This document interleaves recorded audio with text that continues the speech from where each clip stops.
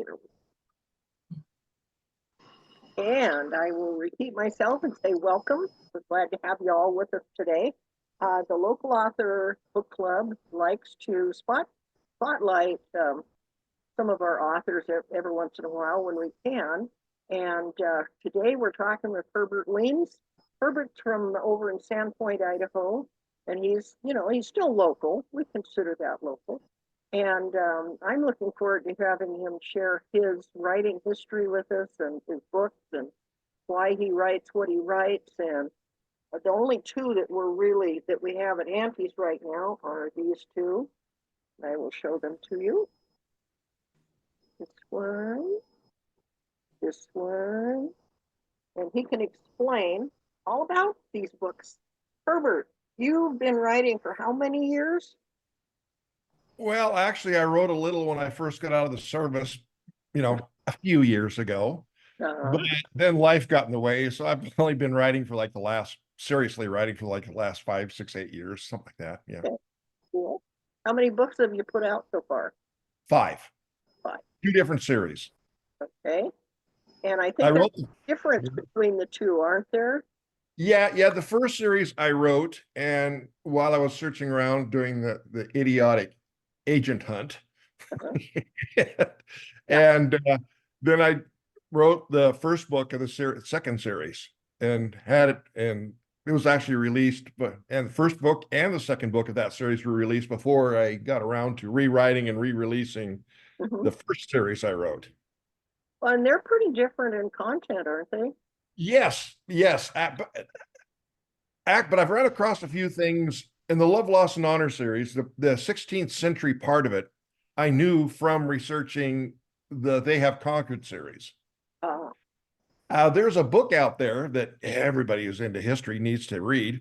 It's called Martyr's Mirror. It was written in 1664, and it documents every nonviolent Christian martyr up until that point, starting from Christ all the way up. And if there was court records or anything, it's in the book. Wow. And it's actually quite, and some of the people in the first book, all the women in the first book of the Love, Loss, and Honor series are in that book. Do you have a note of that in the book itself? So I don't, or should I write that into the... There are some quotes. All the quotes I've used in that first volume of the Love, Loss, and Honor series are from that book. Yeah, but I mean, do you have the book title in your book so that we can look it up? No. So I want to, let's see. When you say things like everybody should read it, then that triggers... Well, here goes. Martyr's Mirror is like 1,500 pages, and it was the first book actually translated into English in the United States, clear back when the immigrants first started to arrive. That was one of the first books they actually mass published. And it's marchers, like people marching? Martyr, as in people going to the stake, martyrs. Yeah. And a lot of the more conservative Mennonites, that book was placed up until really recently on their marital night. That book was laying on their bed. Wow. Remind them where they came from. If you're a Mennonite, you're expected to know your history of where you came from. Yeah. So yeah, that book is, it really gets serious about documenting. There's actually, etchings and stuff from that period in it. It's an interesting reading. But what got you started writing a book about that, your topic? Well, one of the women in there, she's actually a character in the first book, Megan Wiens. It's kind of family history, sort of. They claim she's a descendant, but I don't think she is. I think it was just a similar spelling, because our name is basically the European spelling of Wien. And so, and the S on the end, of course, means son of. And my documentation all goes back up into Austria and up through East Prussia and then into Ukraine. And of course, Megan Wiens was in Antwerp and around in those days. So, but she could be. There's other martyrs that were burned at the stake and drowned and stuff at the same time that all descended basically from what my family tree came from. Okay, so you had a personal interest. Yeah, and but she's I actually started to write the 16th century portion about her, but she's kind of Anabaptist version of Joan of the Arc.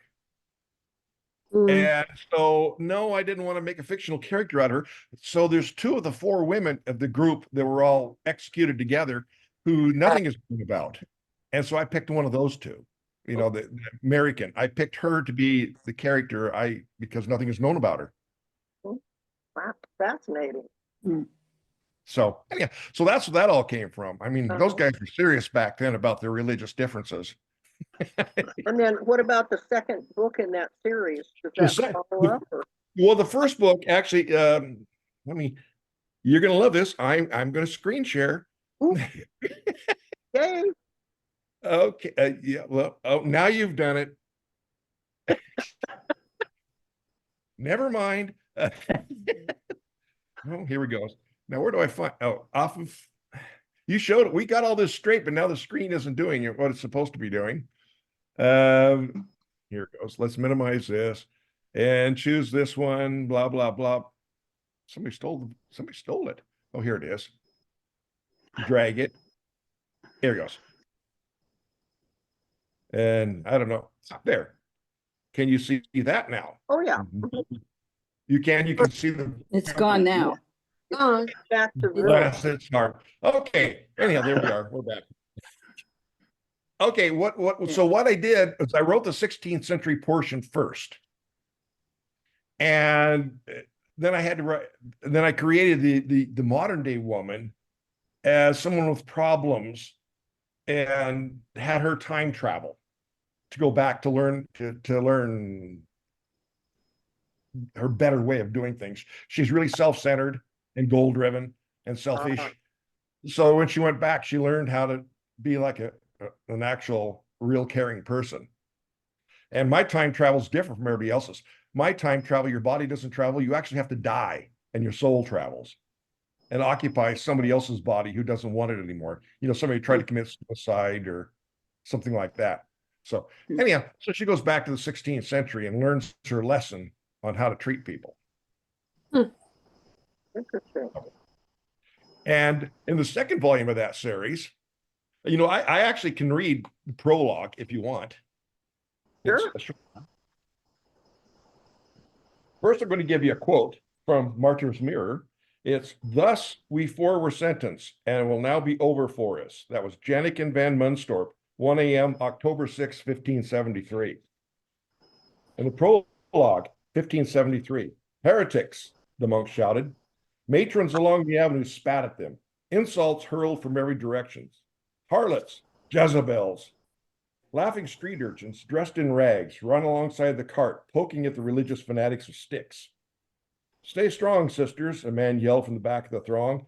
"Your suffering will soon end. God will protect your souls." As the cart wound its way towards the city's main square, mounted soldiers wearing shiny cuirasses pushed into the crowd, intent on apprehending the passengers' supporters. Four scared women huddled together, shielding each other from stones and horse dung raining down on them. Most of the projectiles found their target. The prisoners' eyes unaccustomed to open sunlight. It had been a half year since they viewed anything brighter than occasional dim candlelight in their dank dungeon cell.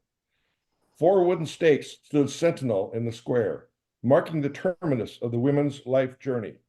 One by one, each woman, gaunt and frail from months of unspeakable abuse, was unchained and led to the center of her personal pyre. A nearby cathedral bell started to mournfully knell, announcing the women were about to ride flames into eternity, their dreams and bodies soon to become ash. Anyhow, that's the prologue. So as you can see, the 16th century part is cheerful. Actually, most of it is. But it's kind of has heaving bosoms in it, mild, peachy, 17-ish heaving bosoms. But the dungeon scenes, I actually calmed them down a little, but they're still pretty graphic, just because. And the second book of the series, you're going to love this, is let's see, share. There we go. You can see that one.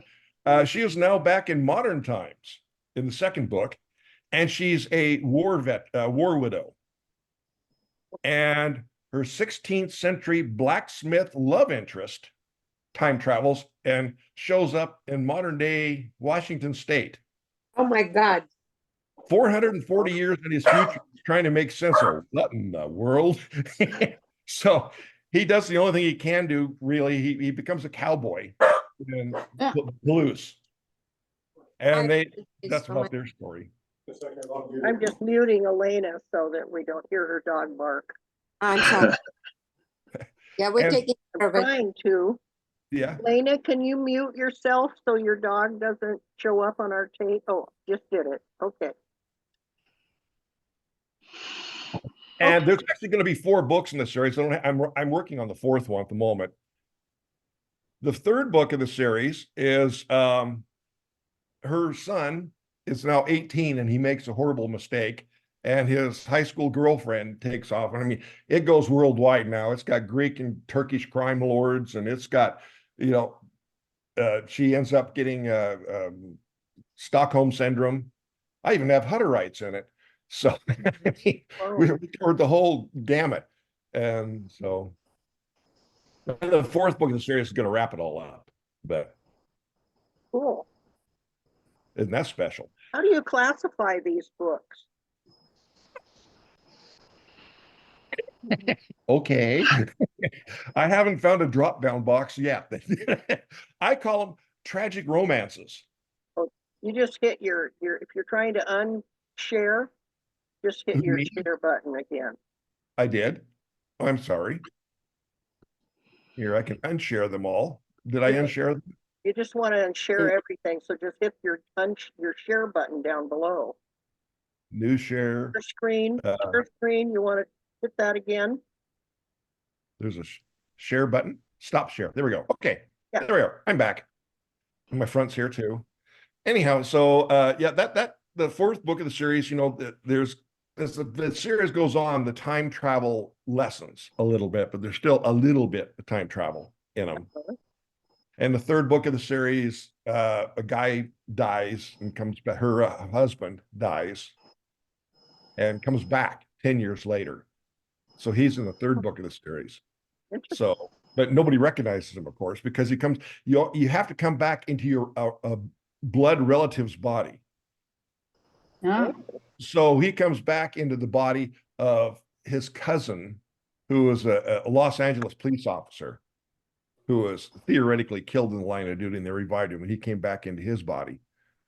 Well, this gives you the option to travel all over the place and be all sorts of different characters, doesn't it? Yeah, and it's kind of funny. One of the guys in our writing group is a Lutheran, and he said, "How can you do that? You have to travel with your whole body." And I said, wait a minute. You're Lutheran. You believe in purgatory. Stop it."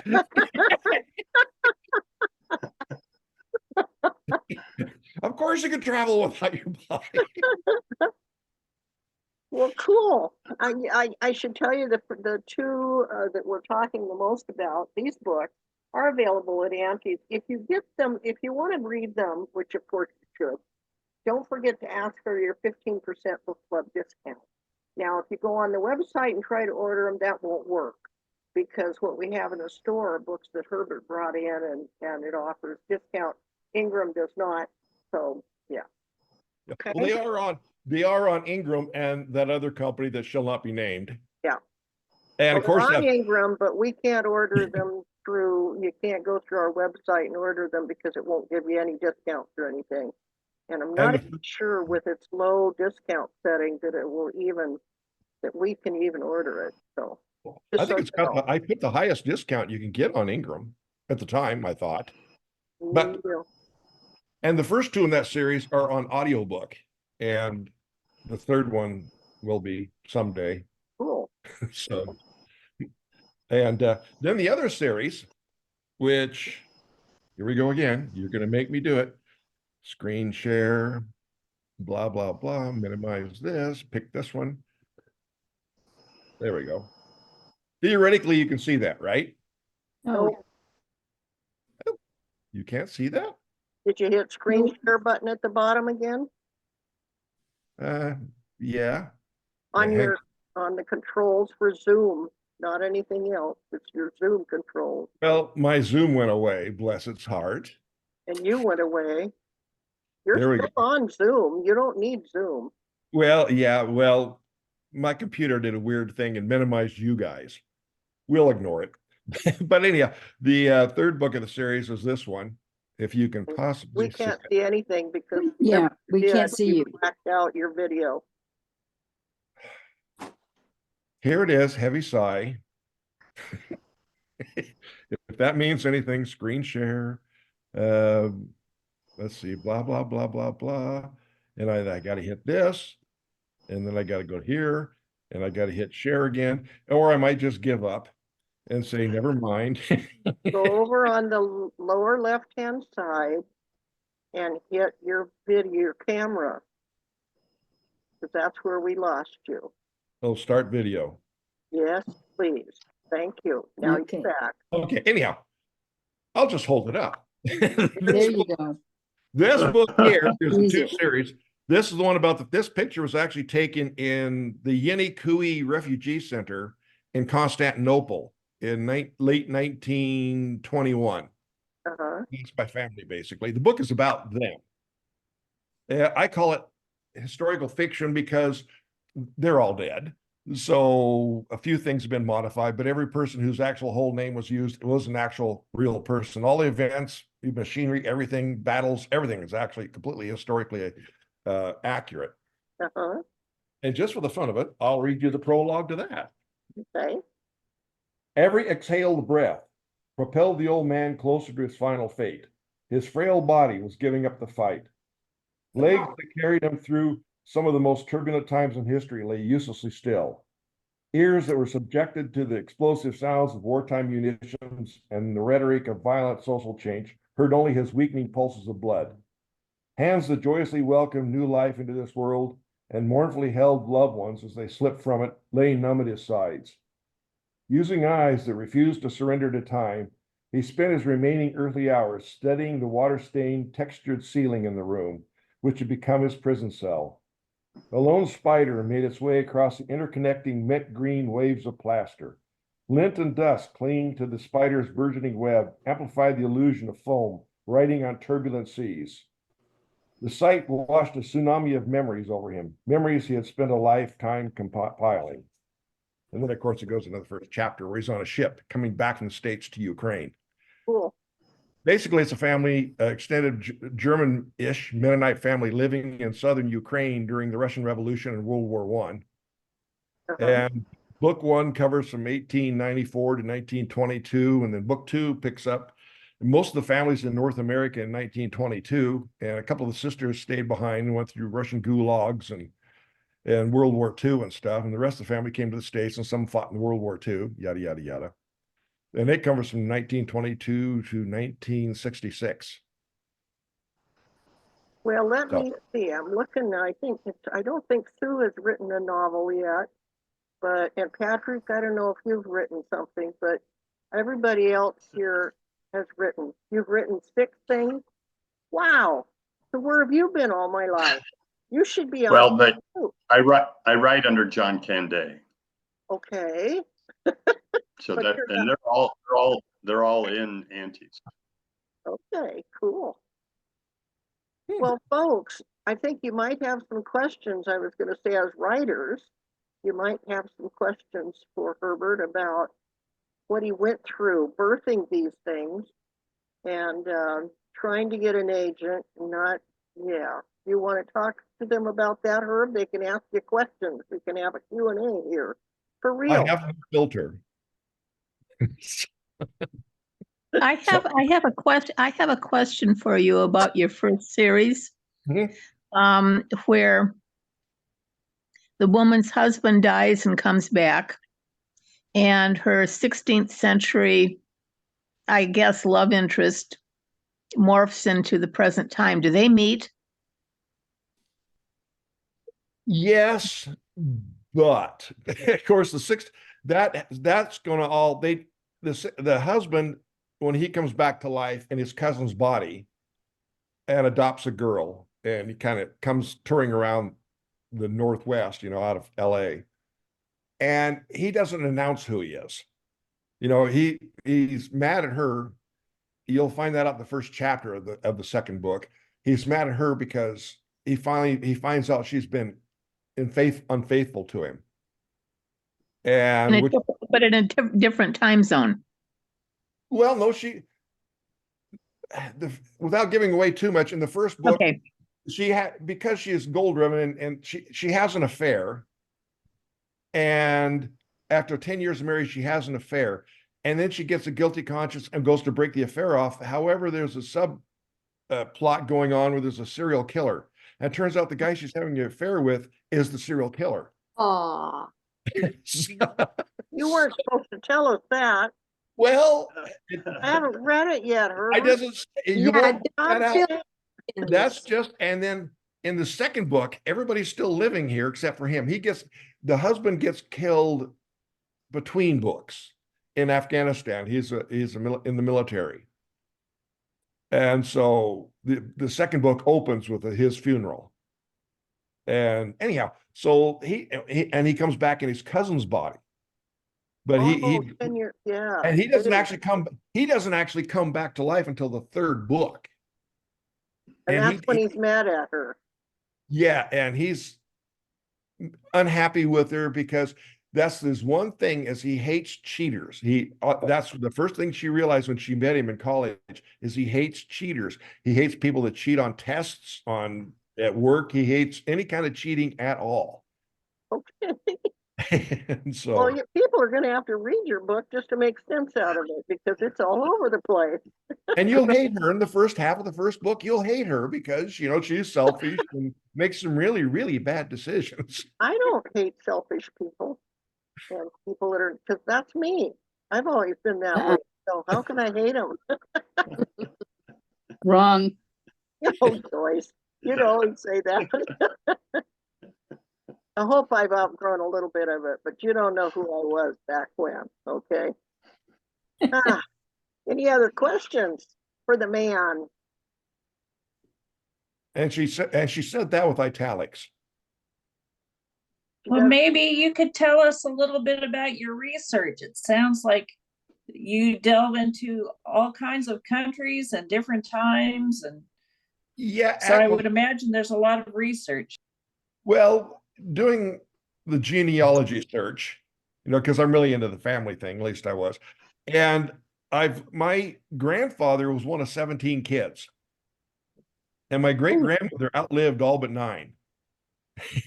And because they all died of this and that, some of them got killed during the revolution, and a lot of them died in those days in the early 1900s. They died because of disease at a younger age. And so, she actually, had quite a bit of suffering in the family, and they were pretty stoic. You weren't meant to whine. Well, my grandfather's the only one that came to the States. All the rest, because of the immigration laws in the United States, all had to go to Canada or Mexico or Uruguay. But the United States was not accepting Eastern European refugees at all. You had a quota to get in. And one of their group, you had to be pre-approved to get into the States before you even boarded ship. And if one of your group guys, pink eye, the whole group was rejected. You couldn't get on ship, even to come to the States. So one of the ladies in their group was pregnant, and they were right at the limit for immigrants.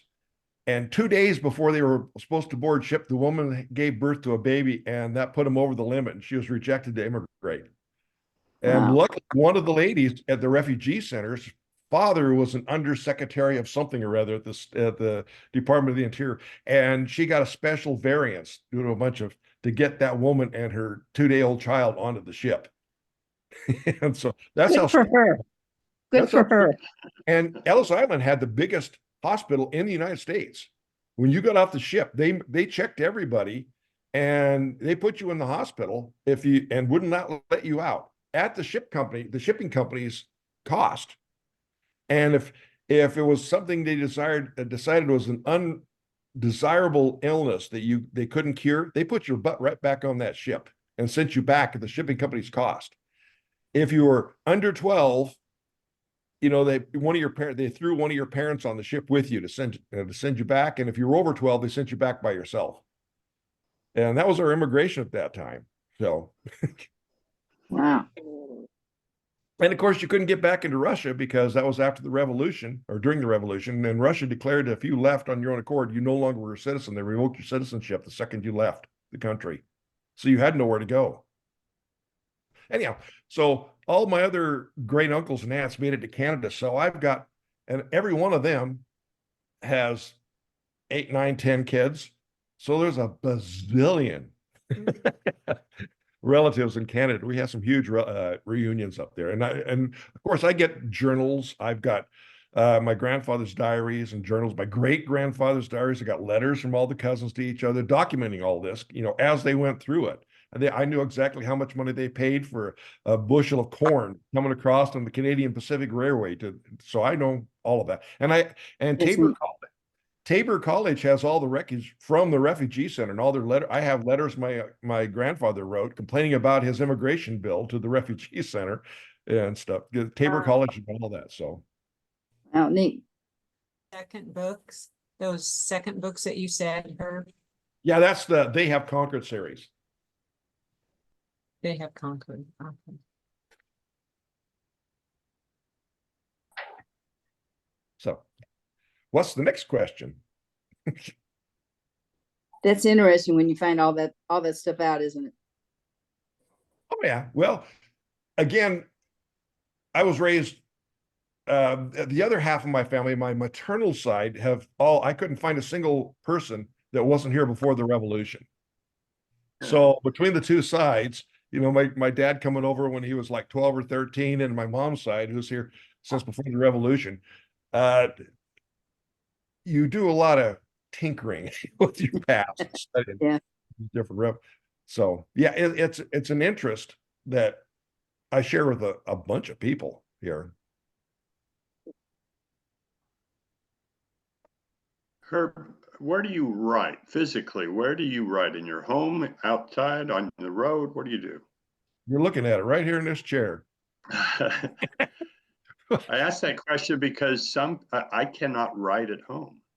And some of the people say, how can you not write at home? So I'm always curious to see where people feel most comfortable.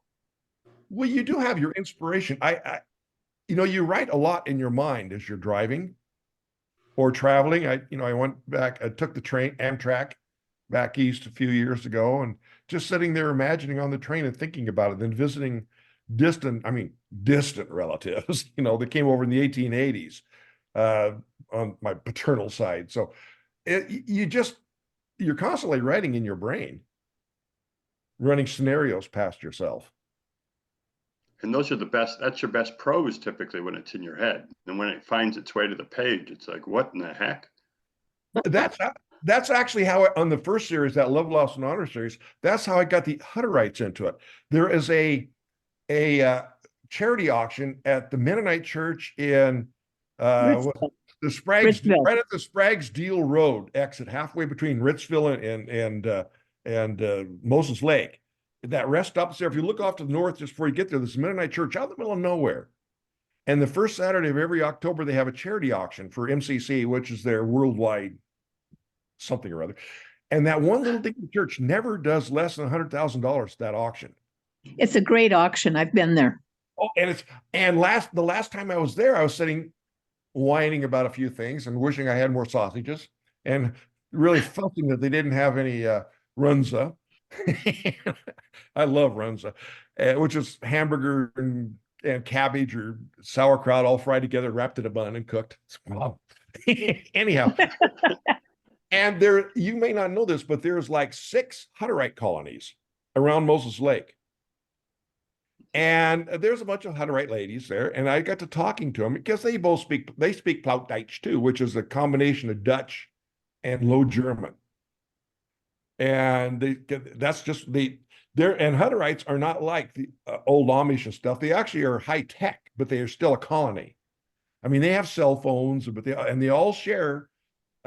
Nobody has they get a small allowance, but all the money made by anybody goes into the colony. And they buy whole other colonies. In fact, they're so high tech, they got tired of being ripped off of their beef sales that they built their own high tech meat manufacturing plant. And if you buy a hamburger at any like Disney World or anything in Southern California, it was from that colony. Wow. So all of a sudden I got to talking to a couple of the Hutterite ladies, and it just sparked it in me. That's why there's Hutterites in the, the third volume of the book. I have one of the heroes is a Hutterite girl, and in the fourth book, she's almost one of the co-heroes. Cool. Oh, that's interesting. So who did you publish your book through? Is it through Grey Dog Press or? Brand X. Oh, he wants to talk about Amazon, but he thinks he's not allowed to. Well, the first book I actually published through a Friesen Press in Canada, just because I didn't know anything about publishing. And their fees were so high, you don't get anything from it. And your contract is horrible, yada, yada, yada, by the time you go through a vanity press like that. So I learned, and it took, by the time we sent it off to be published with them to get edited, the covers, design, everything was in January, and it didn't come out till October. I wrote and had the other thing, the second book in the series, edited, cover design, and published 2 weeks after the first one was released. The second one was out. I did it all myself. So did you go through Ingram Spark? You said your books are available through Ingram also. So you couldn't just. Yeah, they all are now. And there's a whole learning curve. I tried Barnes and Noble. I got screwed with that. So they all have different, the two books that Linda showed you from Aunties, those ISBNs on those books are no longer any good. You can order that same book. It just has different ISBNs now because of faux pas I made with different publishers. But now they're all available on Ingram Sparks, which of course gets you into everything. They're even in Walmart now, for God's sakes, because they're on Ingram Sparks. So how did you how were you able to market those? With a lot of money. Publishing is the cheap part. Marketing is the expensive part. Yeah. So how were you able to market it through, you said it was available in Walmart. Well, actually they got it from Ingram. Ingram Sparks just, the Walmart just saw it. But I do a lot of click ads on Facebook. I tried Amazon, yada, yada, they're click, but that advertising is so expensive. It's like $1.50 a click, to get people to even look at your book, and then you're 10 pages back because the big publishing houses have it so leveraged. Whereas if you're on Facebook, you can spend $10-20 a day, and I actually did better with that. Of course, my market for the second series that they have conquered does great guns in Canada because there's so many immigrants from that region in Canada, third and fourth generation now that thing's going great guns up there. And So now, how did you learn how to do Facebook ads? Or that's I just did, and it's a hassle because they keep changing it. Facebook has kind of been sold to something called Meta, and those people are horrible.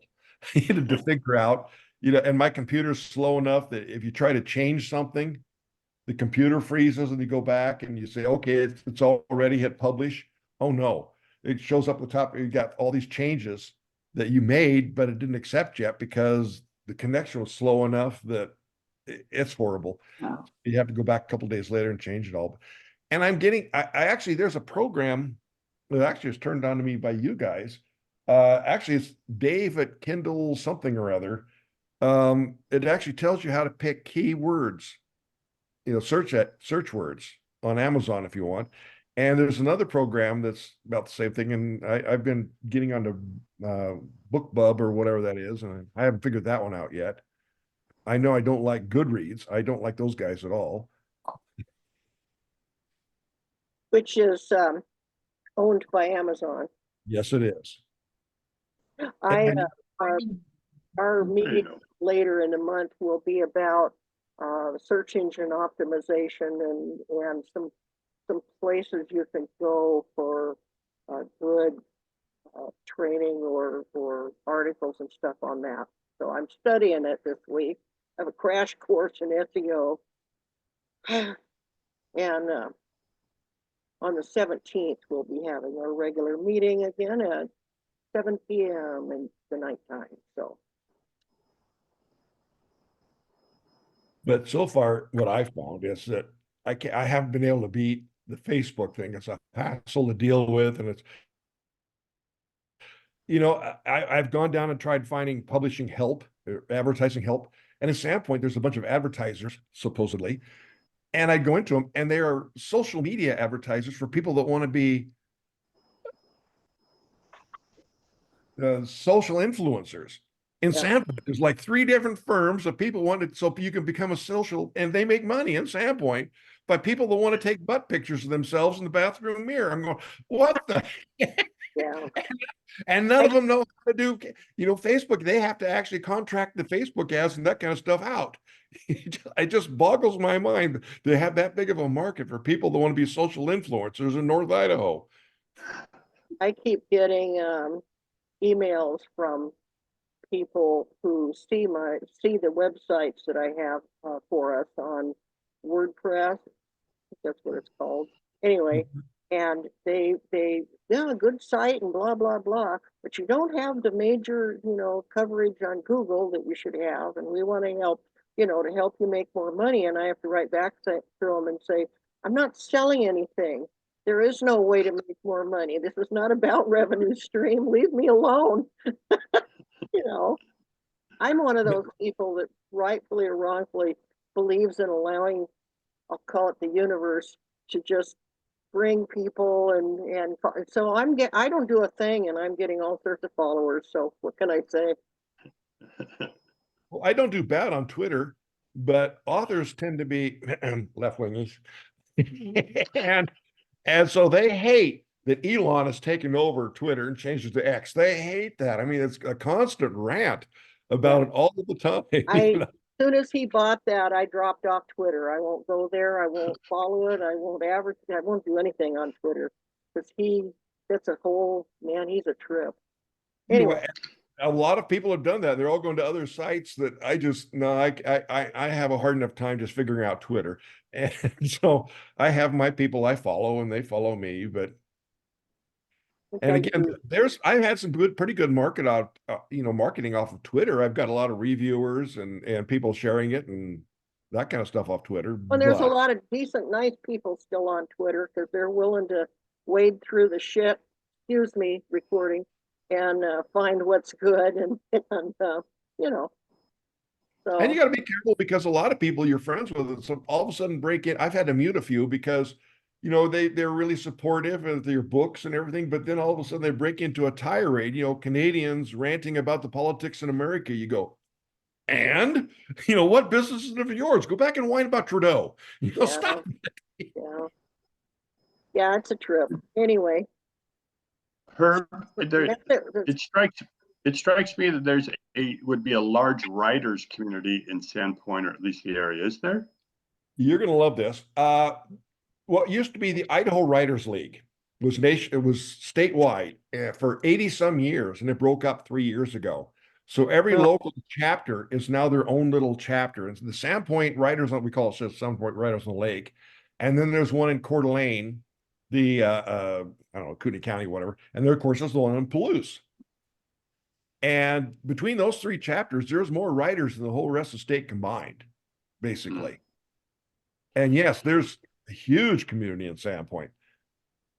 I mean, we at the local the POAC, the Ponderay Arts Council street fair they had, our one little club, which had 33 different titles on the table when we were selling them. And same thing at the Bonner County Fairgrounds had one in December. We had, as I say, we had over 30 some titles.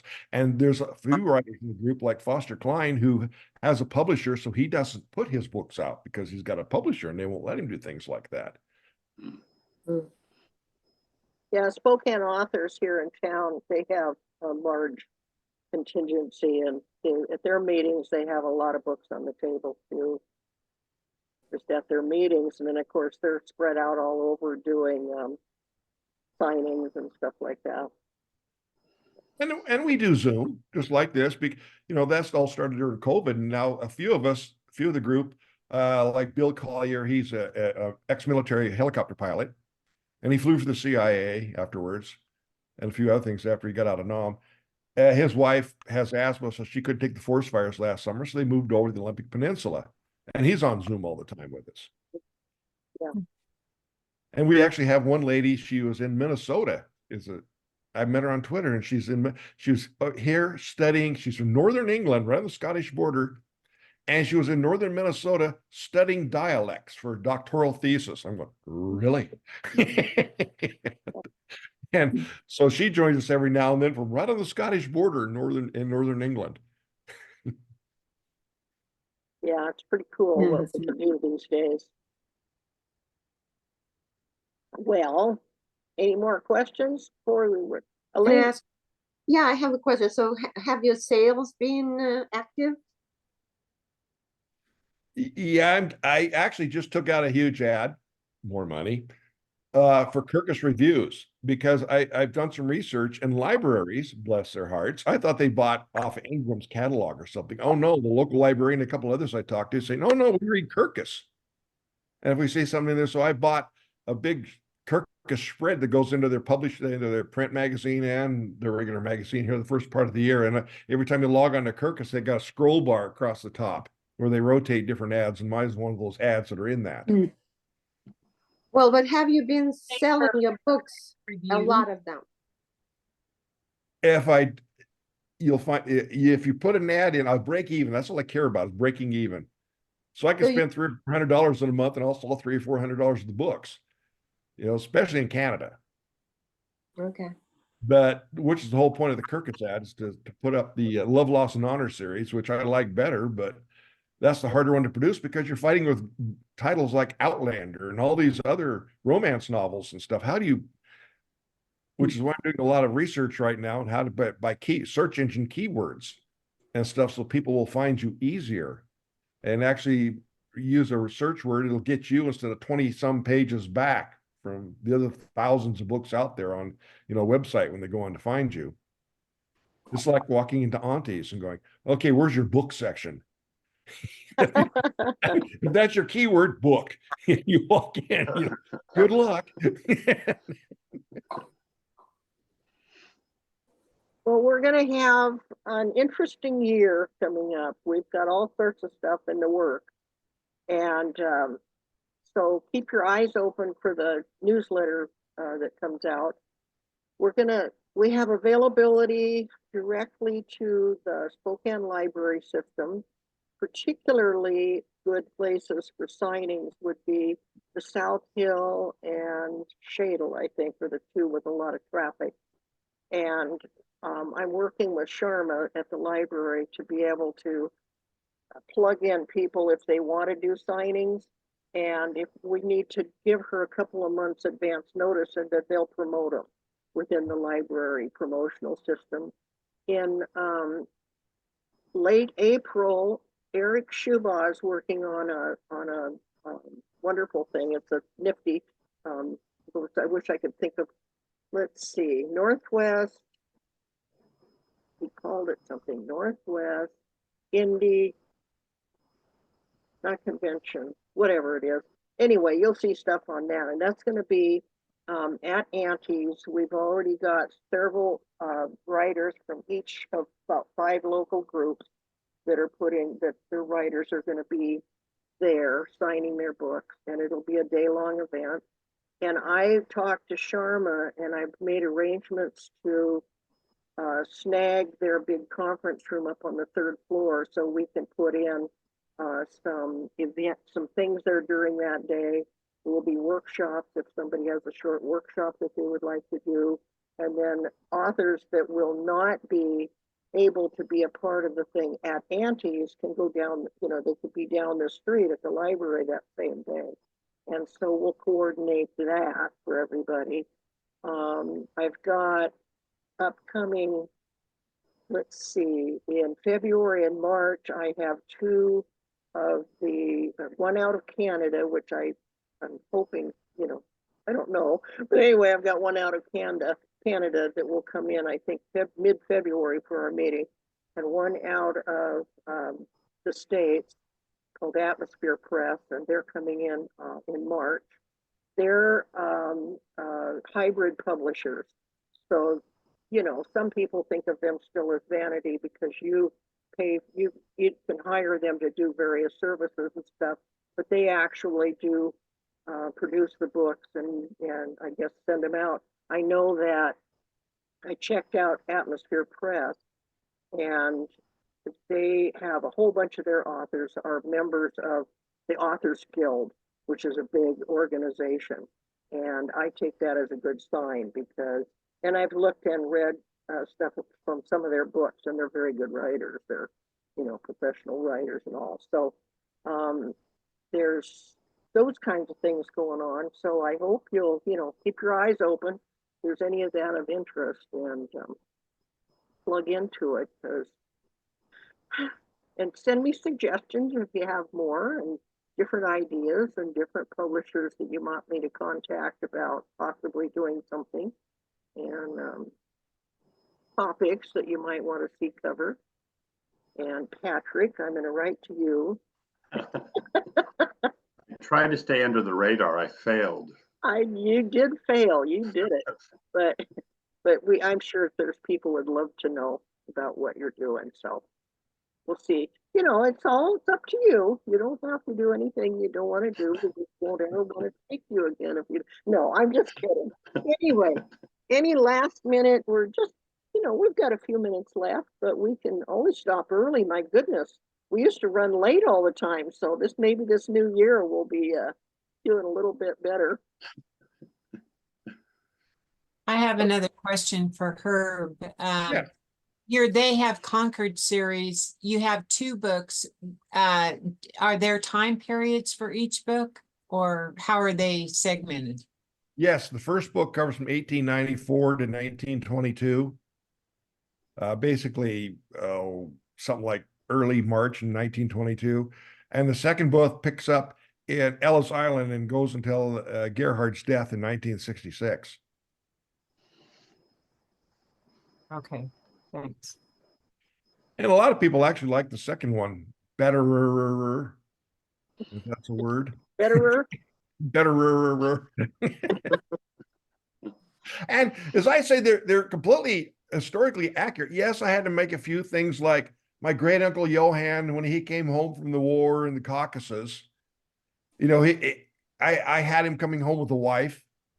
Well, he didn't really come home with a wife. He came home with a girlfriend who left when he got home, and broke his heart, and she went back to Latvia or wherever it was either Lithuania or Latvia. I can't remember off the top of my head. But I actually had him married when he came home instead of that, and that lasted for a little bit. So there are a few minor things like that in there, but everything else is like, people, you have to be a real history fanatic, because I was really anal about it. In fact, my first editor, she goes, "Why do you include all this crap?" And I said, "Well, because there's people out there that have OCD, and they will jump on you if you word something wrong. They'll jump on you." Yeah. Like the locomotive, he actually goes to Homestead in Siberia, you know, when he's in his early 20s, and he hops onto a train in northeastern Ukraine.